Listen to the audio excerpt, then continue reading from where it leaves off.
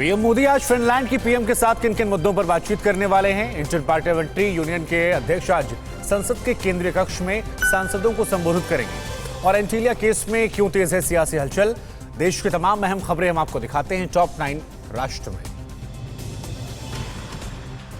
PM Modi आज video conferencing के जरिए फिनलैंड के प्रधानमंत्री सना मरीन के साथ शिखर सम्मेलन में हिस्सा लेंगे। दोनों नेता द्विपक्षीय संबंधों समेत क्षेत्रीय और वैश्विक मुद्दों पर बात करेंगे। ये वर्चुअल मीटिंग भारत फिनलैंड की भागीदारी के भविष्य के विस्तार को खाका प्रदान करेगा। भारत और बांग्लादेश के जल शक्ति मंत्रालय के अधिकारी नदी जल बंटवारे और बाढ़ के पूर्वानुमान से जुड़े मुद्दों को लेकर आज दिल्ली में बैठक करेंगे। दोनों पक्षों के बीच मानू, मुहुरी, खाबाई, गुतमी, दूधकुमार और धारला नदियों के जल बंटवारे पर चर्चा होगी। वहीं त्रिपुरा के सबरूम कस्बे से फेनी नदी के पानी के मुद्दे पर भी चर्चा के आसार हैं। अंतर्राष्ट्रीय संसदीय संस्था इंटर पार्लियामेंट्री यूनियन के अध्यक्ष दुआर्ते पाचेको आज संसद भवन के केंद्रीय कक्ष में भारतीय सांसदों को संबोधित करेंगे। आईपीयू अध्यक्ष संसद के न्योते पर 20 मार्च तक भारत की यात्रा पर रहेंगे।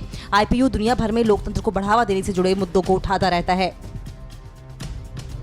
सरकार ने लोकसभा में एक सवाल के जवाब में माना है कि 6 मई 2020 के बाद से एक्साइज ड्यूटी, सेस और सरचार्ज के जरिए पेट्रोल पर 33 और डीजल पर 32 रुपए प्रति लीटर के हिसाब से उसकी कमाई हो रही है।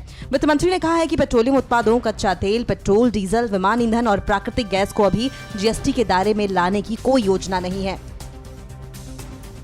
एंटीलिया केस में एएसआई सचिन वाजे की गिरफ्तारी के बाद महाराष्ट्र की सियासी हलचल तेज है। एनसीपी प्रमुख शरद पवार और सीएम उद्धव ठाकरे के बीच करीब 1 घंटे तक चर्चा हुई, जिसके बाद महाराष्ट्र एनसीपी के अध्यक्ष जयंत पाटिल ने गृह मंत्री बदलने की अटकलों को खारिज कर दिया। गृह मंत्रालय एनसीपी के पास होने के कारण शरद पवार अपनी छवि को बिगड़ने नहीं देना चाहते हैं।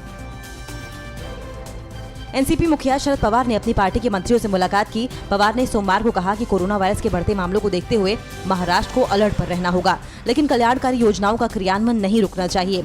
बैठक के बाद पवार ने महाराष्ट्र एनसीपी अध्यक्ष जयंत पाटिल और अजीत पवार के साथ विचार विमर्श किया।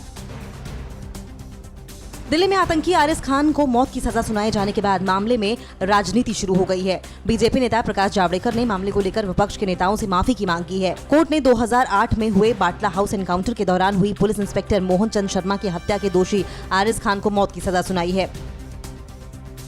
एनआईए ने सोमवार को आतंकी संगठन आईएसआईएस की विचारधारा को बढ़ावा देने वाले एक समूह की गतिविधियों के मामले में दिल्ली, केरल और कर्नाटक के 11 ठिकानों पर एक साथ तलाशी अभियान चलाया। छापेमारी के दौरान laptop, mobile, hard disk, pen drive और कई सिम कार्ड, गुप्त दस्तावेज सहित कई डिजिटल उपकरण जब्त किए गए हैं। सेना भर्ती घोटाले में सीबीआई ने सोमवार को करीब 30 जगहों पर छापेमारी की। मामले में 6 लेफ्टिनेंट कर्नल के अलावा कई अन्य अधिकारियों और उनके परिवार के लोगों के खिलाफ केस दर्ज किया गया है।